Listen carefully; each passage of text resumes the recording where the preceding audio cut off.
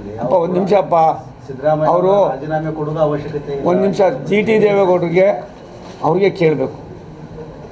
ಅವರೊಬ್ಬ senior politics, ಒಂದು ಪಕ್ಷದ ನಾಯಕರು.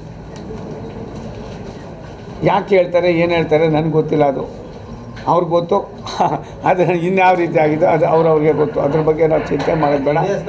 ಕಾಂಗ್ರೆಸ್ ಬಗ್ಗೆ ಅದು ಒಲವು ತೋರಿಸ್ತಾ ಇದ್ದಾರಲ್ಲ.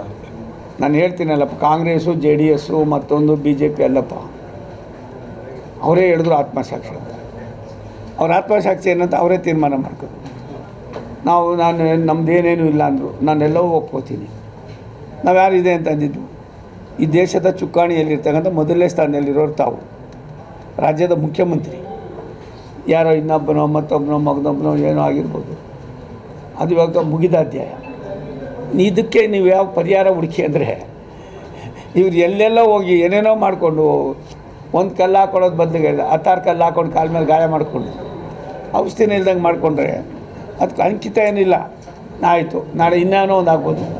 ಬಟ್ ಜನಗಳ ಮನಸ್ಸೇನಂತ ಹುಡ್ಕೊಂಡ್ರೆ ಅಷ್ಟಕ್ಕೆ ನಾವು ನಮಗೇನು ಬೇರೆ ಕಾನೂನು ಇದೆ, ಕಾನೂನು ಯಾವ ರೀತಿ ತೀರ್ಮಾನ ಮಾಡ್ತದೋ ಅದು ಹೋಯ್ತದೆ.